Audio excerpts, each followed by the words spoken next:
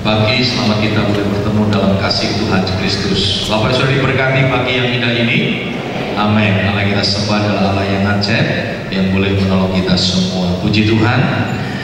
Pada pagi yang indah ini, sebelum nanti kita akan bersama-sama menikmati perjamuan yang kudus, kita mau sama-sama melihat tentang di dalam kebenaran firman Tuhan tentang keadaan manusia di akhir zaman ini. Ya. Kita melihat hari-hari ini begitu kuatnya, tanda-tanda itu begitu kuat. Karena itu biarlah kita sebagai anak-anak Tuhan, kita mempersiapkan diri kita sebaik mungkin sehingga hidup kita boleh berkenan di hadapan Tuhan. Ya, kita mau melihat apa sih yang Tuhan nyatakan di akhir zaman ini. Ya, kita mau lihat sama-sama di dalam Yesaya pasal 60 ayat 1 hingga yang kedua. Yesaya pasal 60 ayat 1 hingga yang kedua. Kita mau sama-sama bangkit berdiri bersama-sama. Kita mau baca ayat ini bersama-sama. Yesaya 60 ayat 1 hingga yang kedua.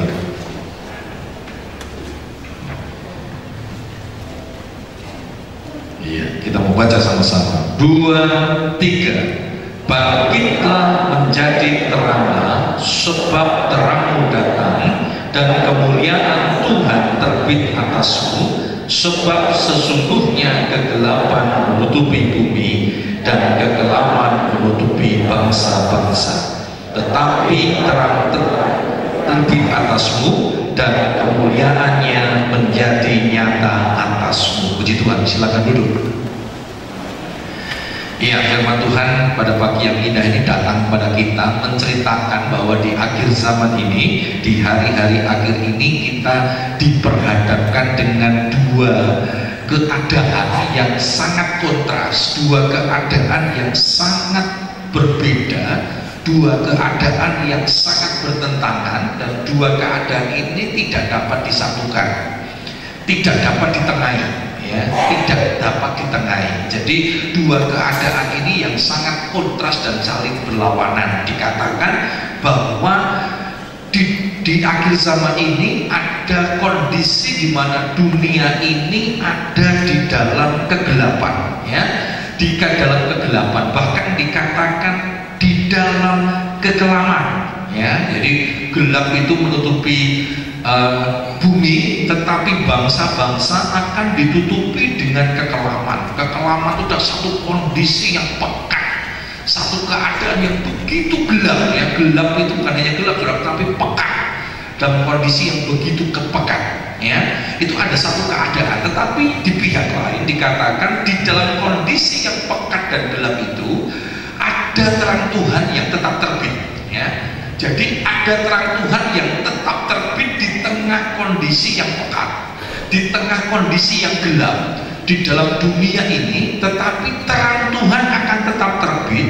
Terang Tuhan itu tetap dinyatakan, bahkan kemuliaannya akan senantiasa dipancarkan di dalam setiap kehidupan anak-anak Tuhan. Nah, seringkali saya sampaikan ini, saudara, ada di akhir zaman ini, senang tidak senang kita diperhadapkan kepada dua arus, gitu ya. Kita sedang diperhadapkan kepada dua arus. Saya sering sampaikan ini, tetapi saya ingatkan kembali. Ya, arus yang pertama yang disebut dengan arus dunia. Ya, arus dunia ini sedang mengalir begitu cepat. Ya, dan arus ini sedang menuju kepada satu titik.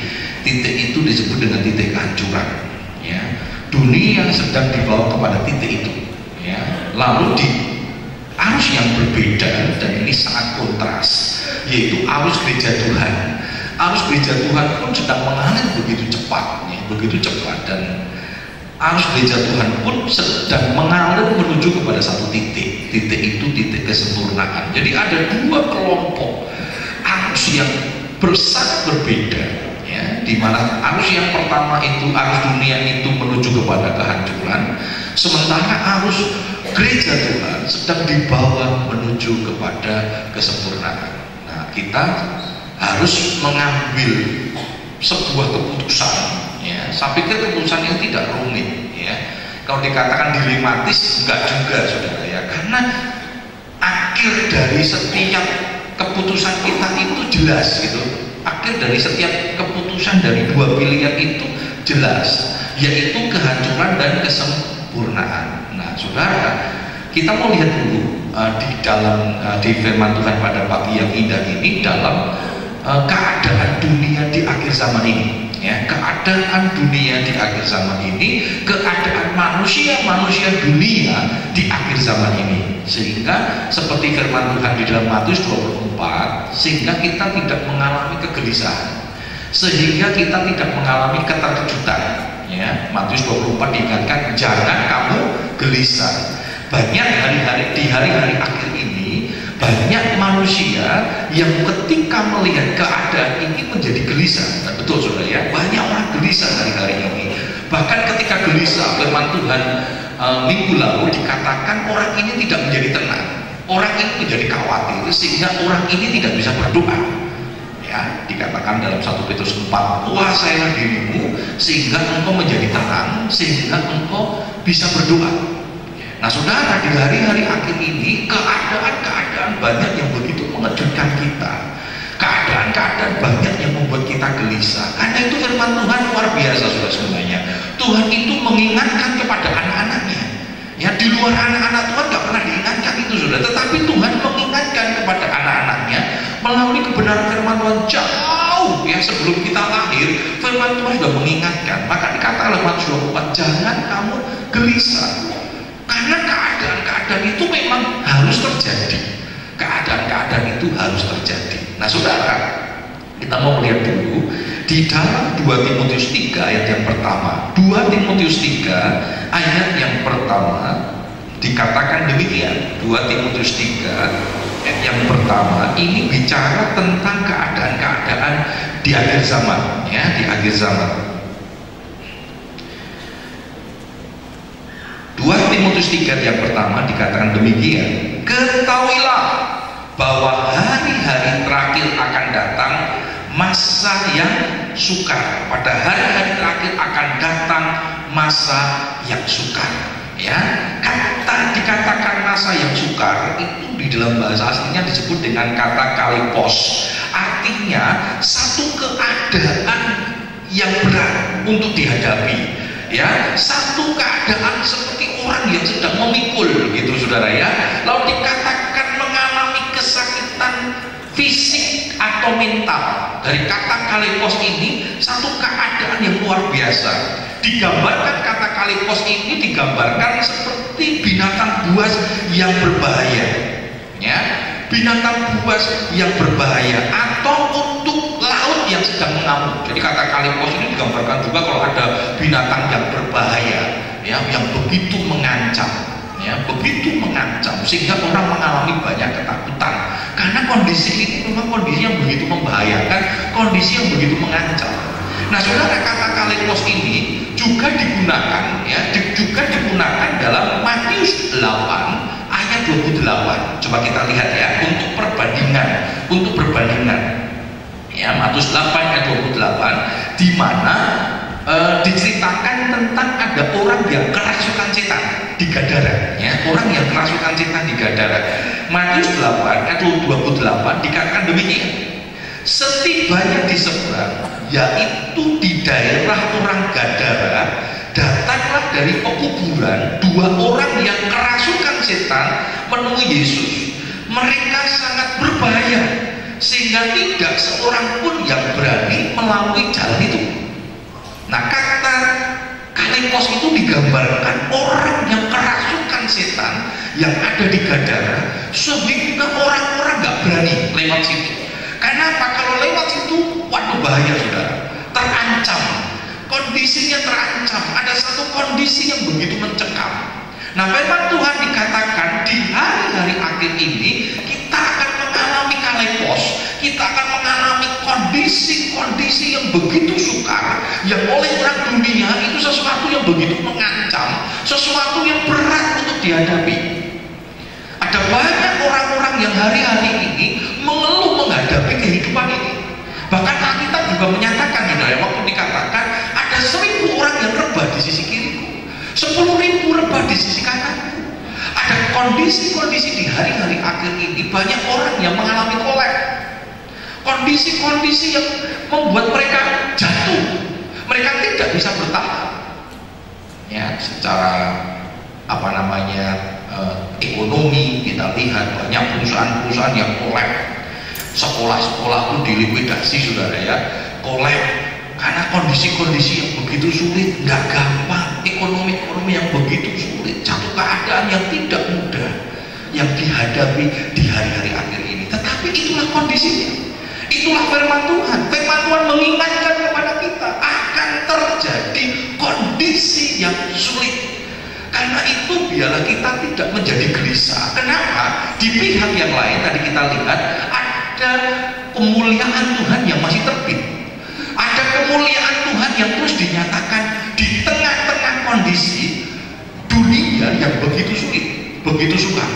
Makanya dikatakan walau 1000 lebah di sisi kiriku, 10.000 lebah di sisi kananku, tetapi kita tetap tegak karena kita ada bersama-sama dengan kekuatan Tuhan. Nah, saudara, kita mau lihat bersama-sama ada beberapa hal yang kita perlu perhatikan yang dimaksud dengan keadaan-keadaan yang sukar ini, ya, keadaan-keadaan yang sulit ini, keadaan-keadaan yang berat untuk dihadapi.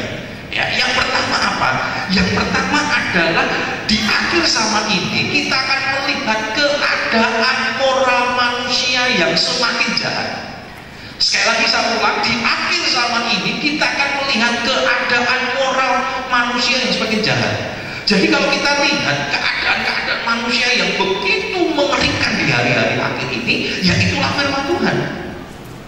Tetapi jangan mengaminkan ini ketika kita ada di dalamnya berkata ya sudah firman Tuhan. Tidak, saudara. Ada kelompok lain yaitu gereja Tuhan yang harus tetap menyatakan kemuliaan Tuhan. Ya, di mana Tuhan dinyatakan, kemuliaan Tuhan dinyatakan di tengah-tengah kehidupan anak-anak Tuhan. Nah, tetapi dunia ini akan mengalami keadaan di mana keadaan manusia semakin jahat. Coba kita lihat di dalam 2 Timotius 3 ayat 13. 2 Timotius 3 ayat yang ke-13.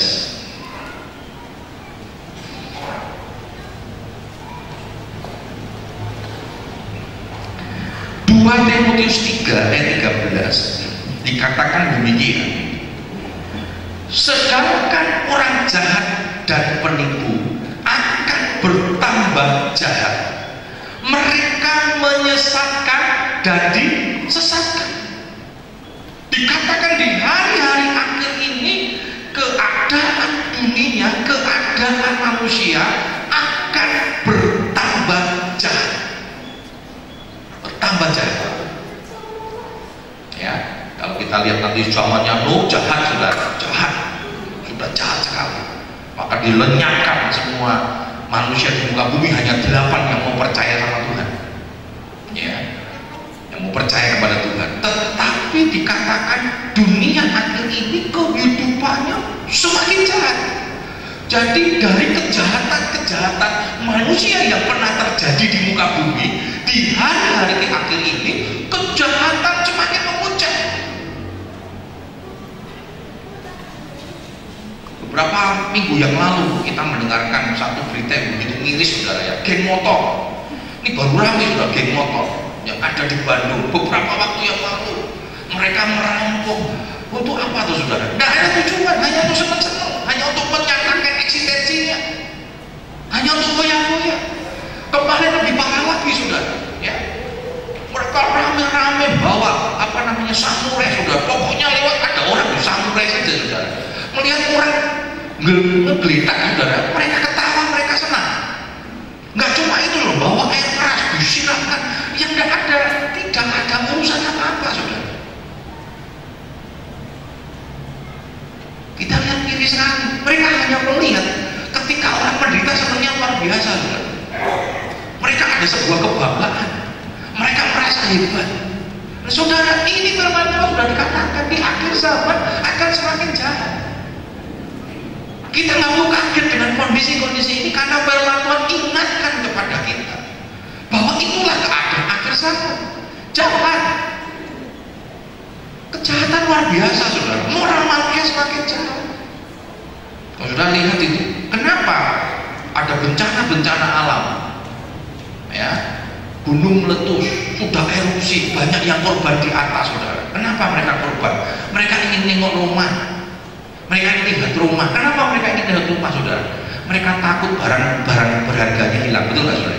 Sapi-sapinya hilang, dan itu realita, itu kenyataan. Sementara ada orang yang berkesusahan, saudara, ada orang-orang yang memanfaatkan, itulah kondisinya. Di Jakarta banjir, saudara. Waduh, itu pada senang, saudara. Kenapa? Orang-orang, saudara, kalau lihat itu ya, pada banjir kan orang-orang ada di pinggir jalan, anak-anak dan sebagainya. Senang, saudara. Kenapa? Diharapkannya apa, saudara? Diharapkan kalau mobil lewat, diharapkannya, ayo mogok, ya, saudara, ya mogok. Begitu mogok, dorong, saudara. Oh, itu betul-betul dihajar di situ, saudara. Dihajar di situ.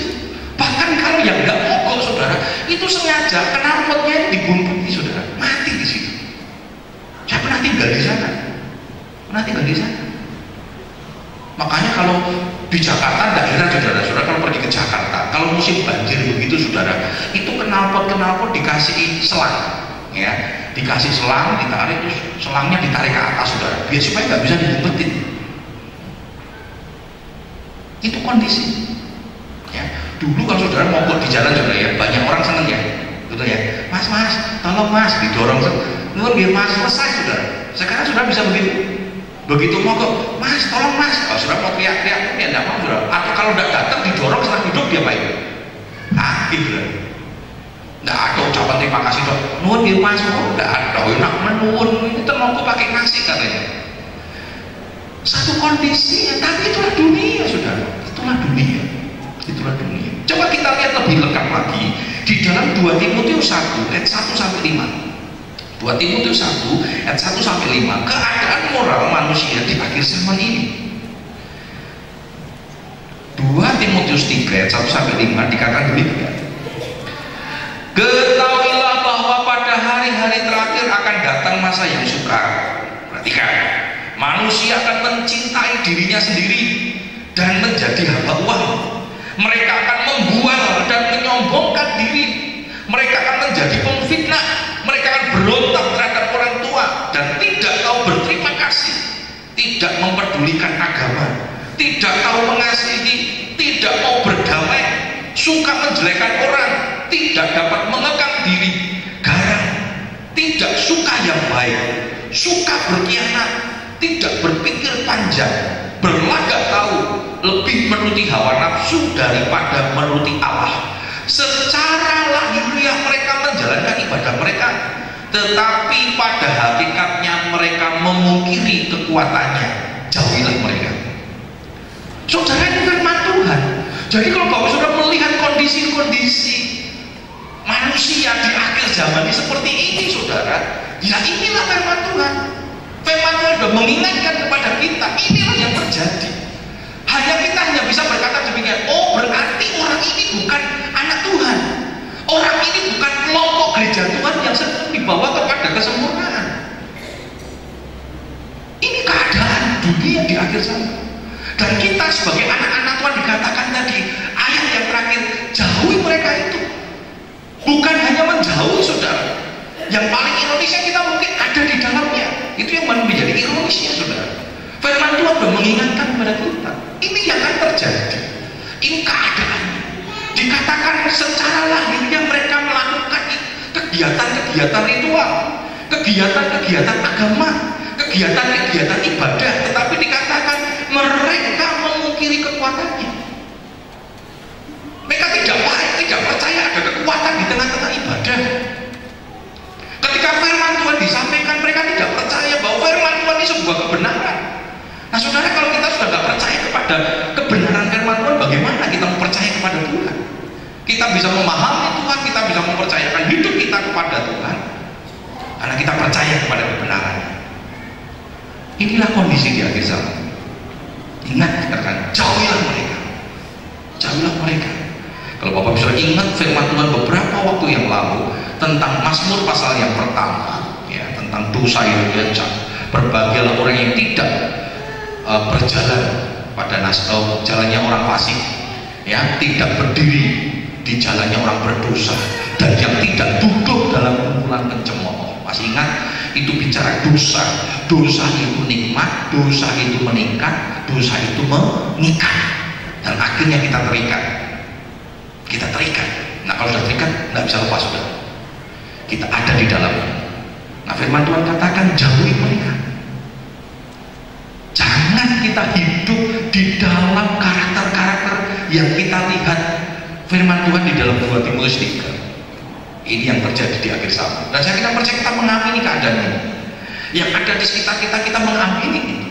Semua mencintai dirinya sendiri, semua mencari keuntungan diri sendiri, memanfaatkan setiap situasi, memanfaatkan setiap kondisi. Ya, beberapa waktu kemarin pada waktu kami pergi ke Kudus, saudara, ya, untuk memberikan bantuan pada waktu bencana banjir, saudara, ada kesaksian yang mereka sampaikan. Salah satunya gereja-gereja dijadikan posko tuh, walaupun mereka tidak buka, saudara, tetapi karena gereja-gereja kebiasaan banyak punya lantai 2, saudara, sehingga mereka ngungsi di sana. Nah mau tidak mau hamba Tuhan ini harus menyiapkan makanan, saudara, walaupun tidak ada subsidi dari pemerintah. Posko-posko yang seperti ini kan yang tidak dibuka, yang tidak dinyatakan secara umum, tidak dapat perhatian, sehingga mereka harus mengeluarkan dengan keuangan mereka sendiri. Ya, mereka tidak persiapan, ya, sehingga gasnya habis. Cari gas, saudara. Nggak tahu sekarang gas yang 3 kilo berapa harganya? 15.000 ya, kemarin berapa? Sampai 50 ya kalau nggak salah ya, disampaikan. Harga gas pada waktu itu mahalnya luar biasa.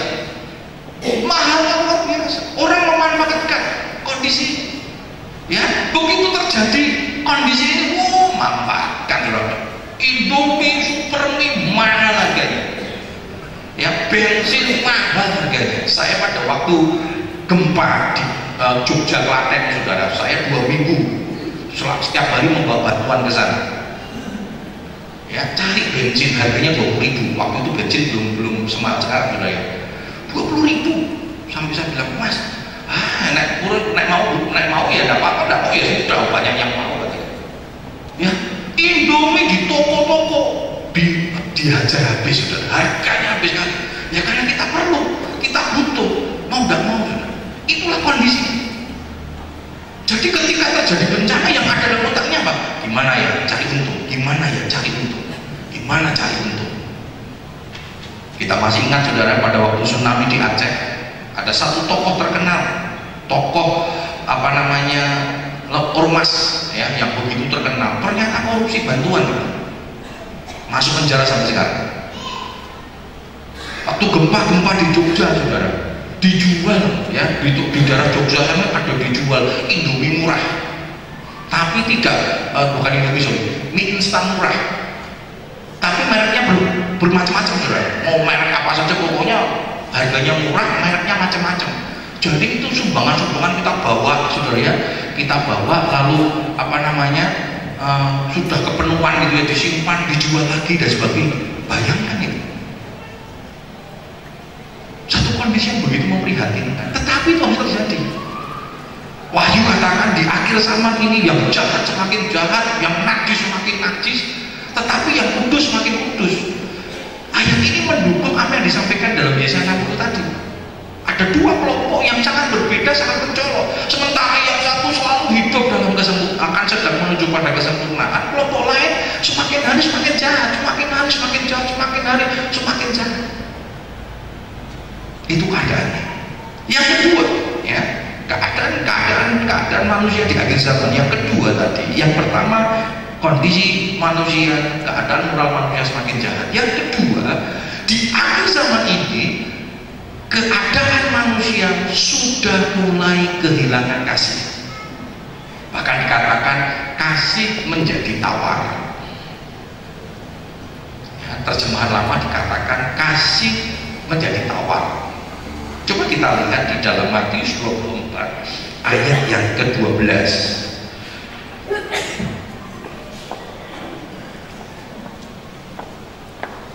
Matius 24 ayat 12 dikatakan demikian.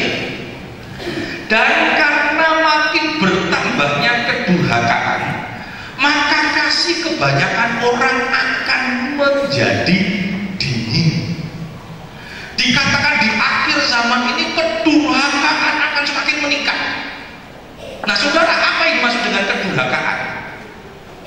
Ternyata kedurhakaan ini ketika saya melihat di dalam bahasa aslinya disebut dengan kata anomia atau anomos. Nomos itu hukum, ya. A itu berarti tidak. Artinya kedurhakaan ini orang yang tidak lagi hidup menurut hukum, menurut aturan. Ya, sudah lihat sekarang orang kan tidak mau bicara hukum, sudah. Kemarin lihat di berita sudah di Tanah Abang, senang sudah dirapikan. Sudah kalau pernah pergi ke Tanah Abang, saudara, waduh, dulu payahnya luar biasa. Ya, kami ini keluarga istri itu tinggalnya di daerah Tanah Abang, nggak terlalu jauh dari proyek. Ya, daerah kebun kacang itu daerah Tanah Abang. Imbasnya luar biasa, saudara, karena kemacetan itu. Sampai di kampungnya kebun kacang 8 itu, kampung saudara itu macet. Dulu tidak pernah macet, saudara. Yang macet Tanah Abangnya, tapi kampung-kampungnya nggak macet.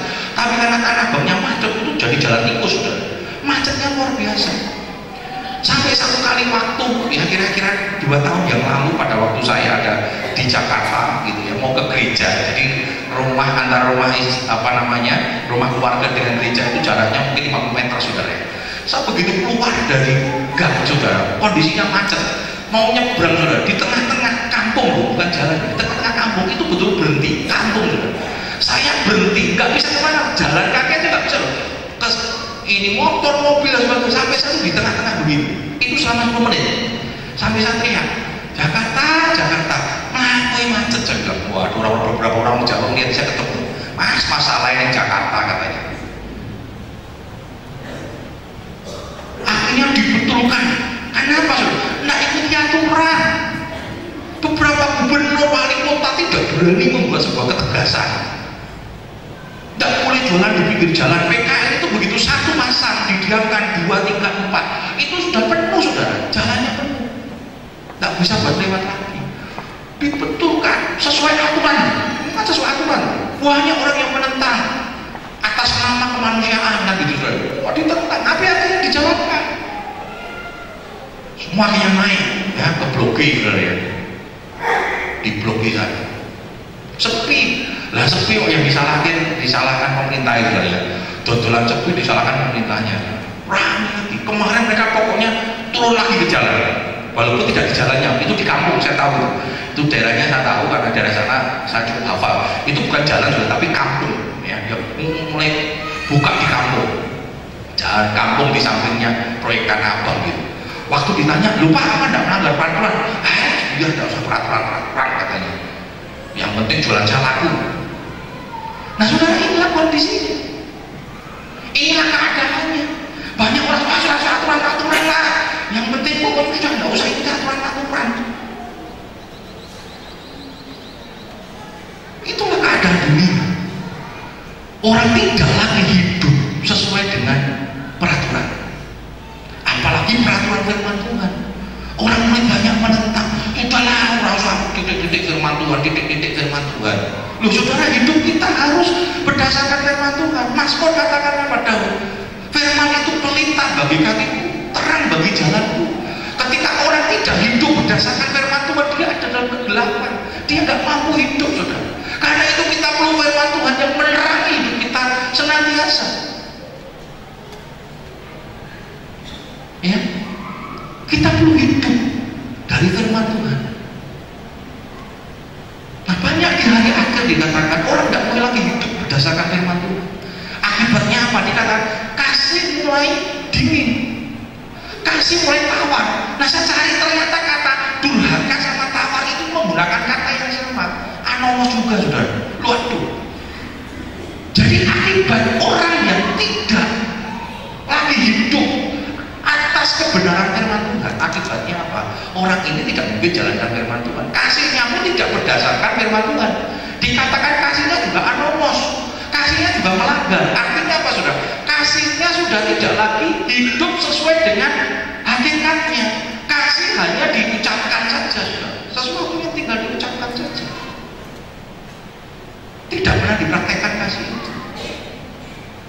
Ya, tidak pernah dipraktekkan kasih itu. Coba kita lihat hakikat kasih yang sesungguhnya itu apa, saudara. Dalam 1 Korintus 13, bahkan nanti dibuka, saudara, ya, 1 Korintus 13 1-3 dikatakan, walaupun engkau bisa punya nubuatan, bahasa malaikat, bahasa roh, mengadakan mujizat, kata saudara.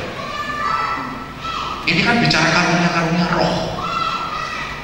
Karena di 1 Korintus 12 itu bicara tentang karunia roh. Karunia roh itu harus didasari dengan kasih Tuhan. Bahkan dikatakan kamu membakar dirimu untuk Tuhan kelihatannya sudah, tapi dasarnya bukan kasih. Kalau tidak didasarkan kepada kasih, dikatakan apa saudara? Seperti gong yang gemerincing. Ya, kalau peribahasanya bahasa Indonesia dikatakan seperti tong kosong bunyinya nyaring, betul nggak saudara? Drumlet itu kenapa nyaring saudara? Wadah, nggak ada isinya. Coba drumletnya dikasih bakpao saudara, nggak ada isinya. Saudara. Nah, coba kita lihat di dalam 1 Korintus 13 ayat 1 sampai 8. Ya. 1 Korintus 13 ayat 1 sampai 8 dikatakan demikian. Sekalipun aku dapat berkata-kata dengan semua bahasa manusia dan bahasa malaikat, tetapi jika aku tidak mempunyai kasih, aku sama dengan gong yang berkumandang dan canang yang gemerincing. Sekalipun aku mempunyai karunia untuk bernubuat, dan aku mengetahui segala rahasia dan memiliki seluruh pengetahuan, dan sekalipun aku memiliki iman yang sempurna untuk memindahkan gunung, tetapi jika aku tidak mempunyai kasih, aku sama sekali tidak berguna. Dan sekalipun aku membagi-bagikan segala sesuatu yang ada padaku, bahkan menyerahkan tubuhku untuk dibakar, tetapi jika aku tidak mempunyai kasih, sedikit pun tidak ada faedahnya bagiku. Nah, ini berarti kan, ini hakikat kasih. Kasih itu sabar, kasih itu murah hati, ia tidak cemburu, ia tidak memegahkan diri dan tidak sombong, ia tidak melakukan yang tidak sopan dan tidak mencari keuntungan diri sendiri, ia tidak memarah, tidak menyimpan kesalahan orang lain, tidak bersuka cita karena ketidakadilan, tetapi karena kebenaran. Ia menutupi segala sesuatu, percaya segala sesuatu, mengharapkan segala sesuatu, sabar menanggung segala sesuatu. Kasih tidak berkesudahan, nubuat akan berakhir, bahasa roh akan berhenti, pengetahuan akan lenyap, tapi kasih itu tidak akan pernah lenyap saudara. Ini hakikat kasih yang sesungguhnya. Dan kasih itu dikatakan di hari-hari akhir ini, karena manusia tidak lagi hidup berdasarkan firman Tuhan, sehingga kasih kehilangan kekuatannya. Kasih tidak lagi ada, ya. Kasih menjadi anomos, tidak lagi berfungsi. Itu maka dikatakan kasih itu menjadi tawar, nggak ada rasanya. Ya, terjemahannya paling tepat mendekati adalah terjemahan lama sudah. Kasih menjadi tawar, nggak ada rasanya, menjadi hambar. Ya, karena kasih inilah dosa di mana-mana sudah. Ya, dikatakan di akhir zaman ada dua keadaan seperti zaman purbakala saudara.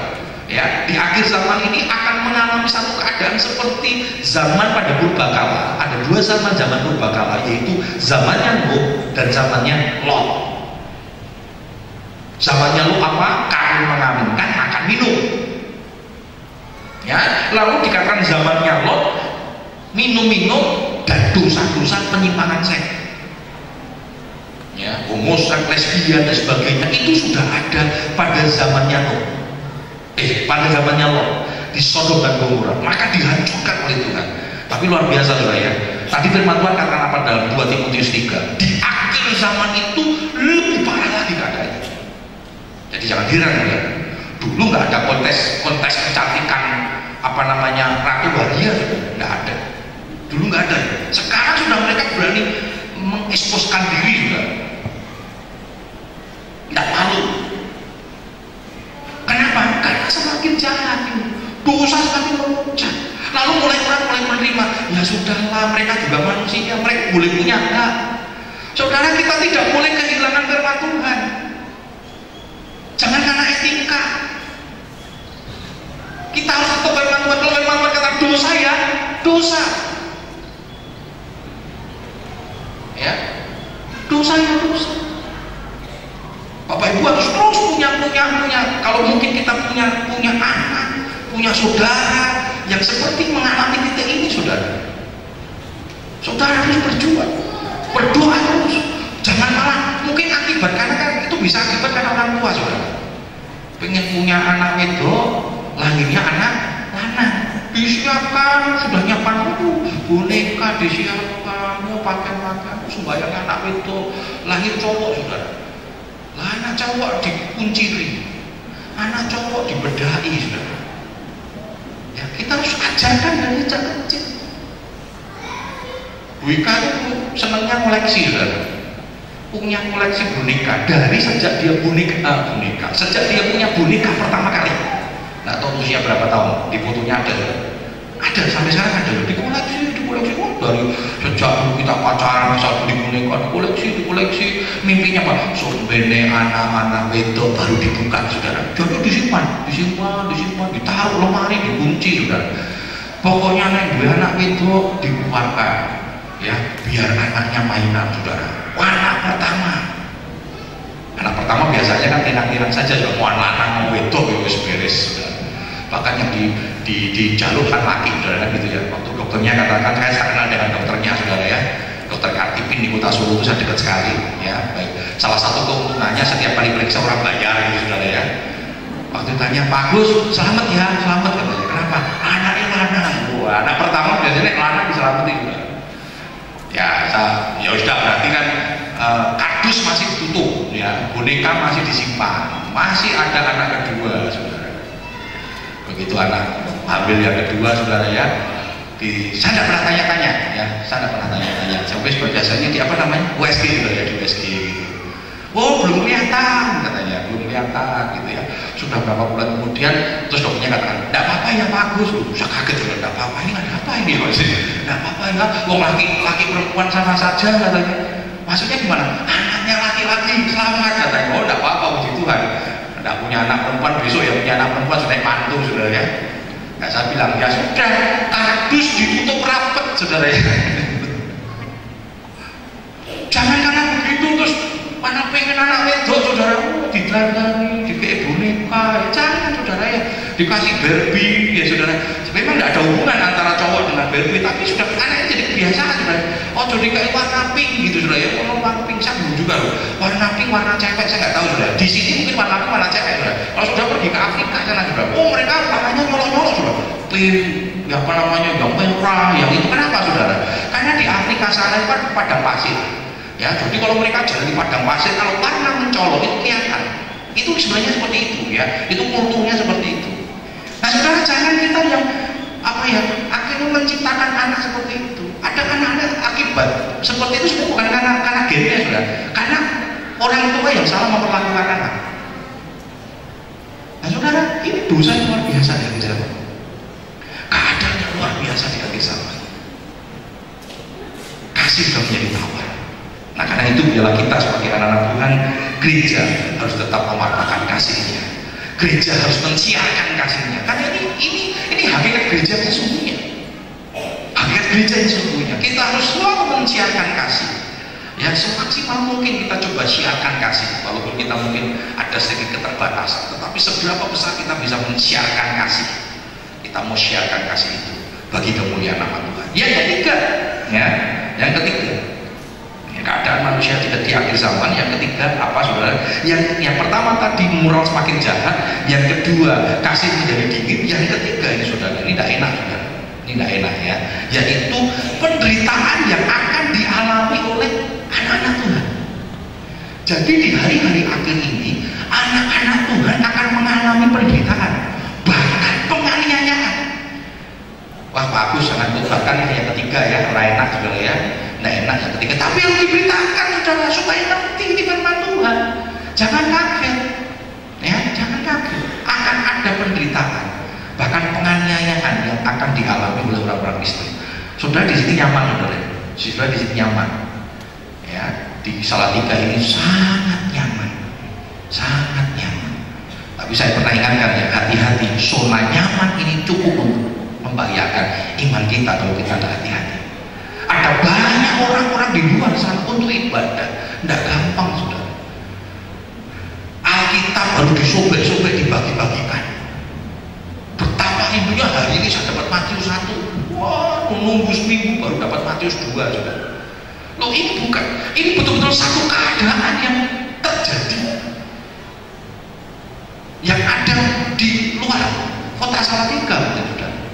Ada banyak teman-teman yang nggak bisa beribadah, nggak bisa beribadah. Di Resolusi ada banyak saudara mengalami titik itu, mau ibadah kok ya angel, sulit. Dan itu terjadi di Jawa Barat sana saudara, sulit. Di kota Solo ada satu gereja saudara, ya, sekarang Ibu Rinanya Bupati Karanganyar ketangkep ya saudara. Dulu suaminya ya, pada waktu itu ada gereja di Jalan Jatet di apa namanya, dia pinjamkan tempatnya untuk ibadah, tapi karena dia menikah dengan bupatinya anti, sudah bilang betul-betul tidak boleh, akhirnya beli sebelah, tidak diizinkan IMB-nya untuk ibadah, nggak bisa sudah, sampai hanya bangun gedung yang kecil, tidak bisa. Tidak lama kemudian di sampingnya dibangun sebuah tempat ibadah yang lain, yang megah, yang gede. Sampai sekarang nggak bisa nggak bisa punya tempat ibadah. Ada banyak teman-teman kita yang teraniaya untuk ibadah saja, teraniaya sudah. Tetapi itu yang terjadi di hari-hari akhir. Itu yang terjadi di hari-hari akhir. Coba kita lihat sama-sama di dalam Lukas 21 ayat 16 hingga 19.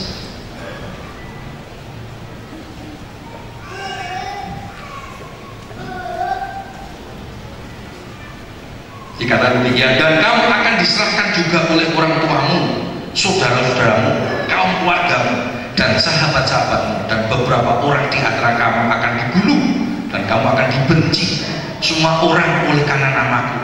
Tetapi tidak sehelai pun dari rambut kepalamu akan hilang. Kalau kamu tetap bertahan, kamu akan memperoleh hidupmu. Amin. Di tengah kondisi yang seperti ini, tantangan, penderitaan, jangan takut saudara. Firman Tuhan katakan apa? Pemeliharaan Tuhan tetap terjadi. Pemeliharaan Tuhan tetap terjadi. Tidak gampang. Kita perlu doakan saudara. Kita perlu doakan panti asuhan Samuel, karena ini GBDI saudara. Ya, saya tahu ini, ya, saya tahu saudara Bapak Samuel ini saudara. Ya, saya tidak terlalu yakin, ya, saya tidak terlalu yakin tentang penganiayaannya. Saya tidak terlalu yakin. Tapi mungkin saudara, ya kita tahu GBDI itu saudara. Ya GBDI kan selalu merintis dari nol, betul nggak saudara ya? Panti asuhan dirintis dari nol. Ya, dari usaha sendiri.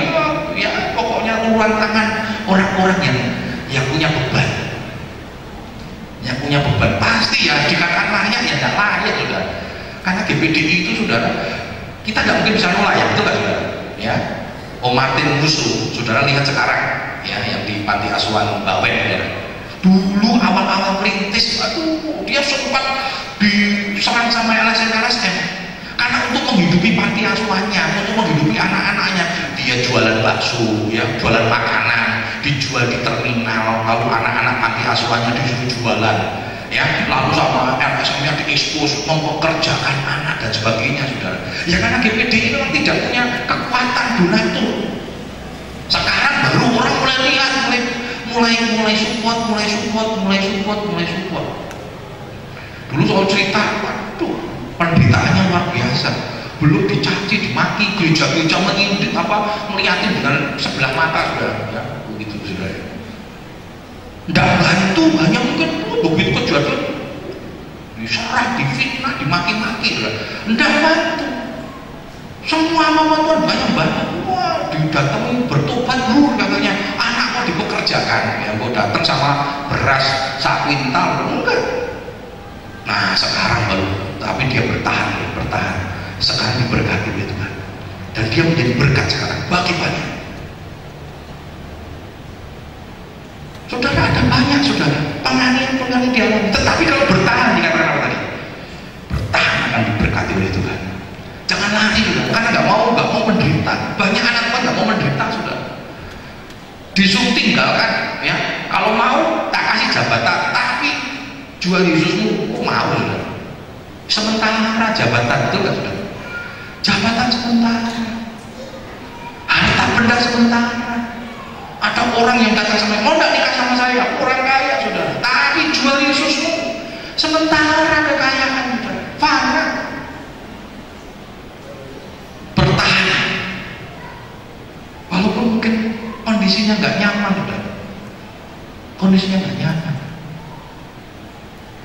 Tapi ketika kita bertahan, saya kasih kekuatan Tuhan yang Tuhan nyatakan. Di hari-hari akhir ini, ya, dikatakan dunia begitu luar biasa, kejahatan begitu luar biasa.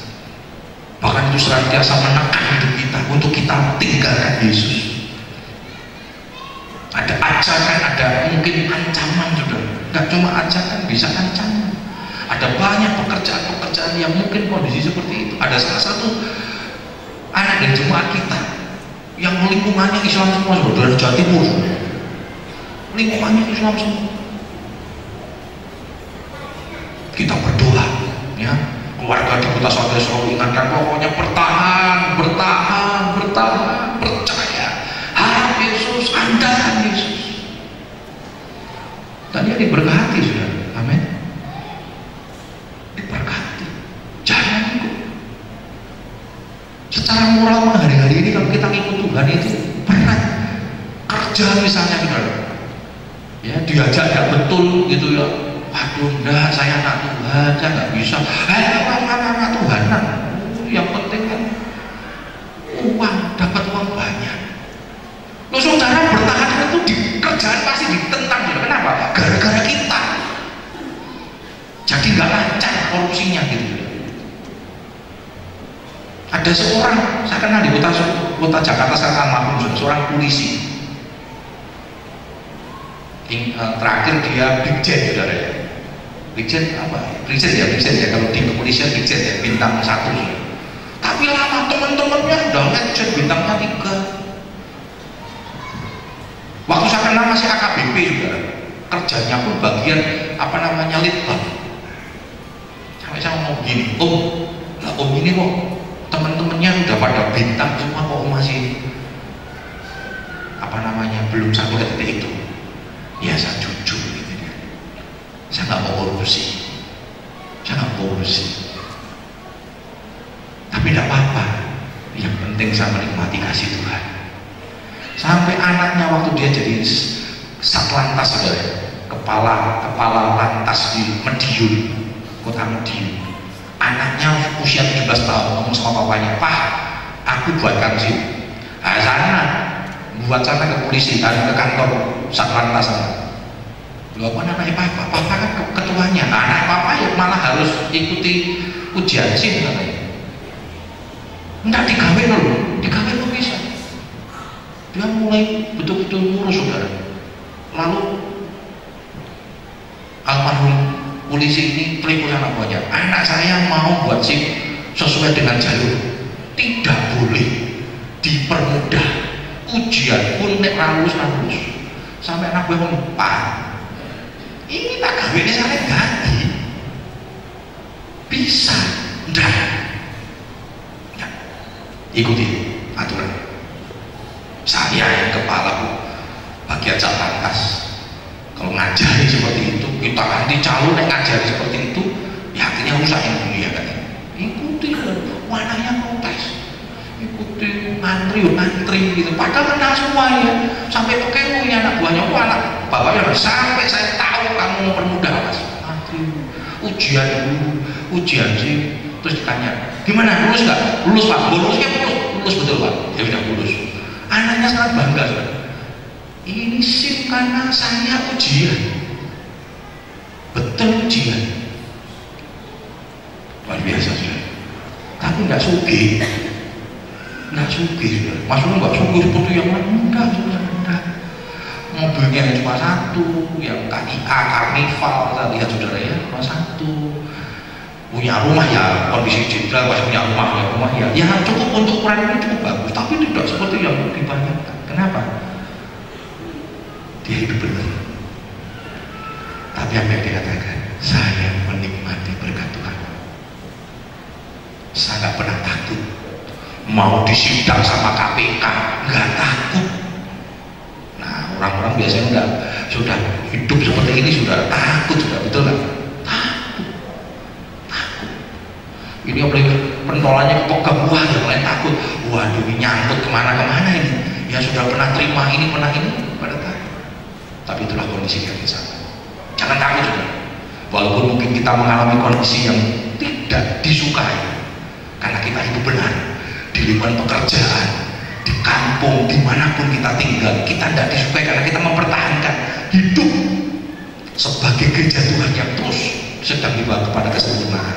Firman Tuhan katakan ada pemeliharaan Tuhan, ada tangan kasih Tuhan yang Tuhan nyatakan dalam hidup kita. Puji Tuhan.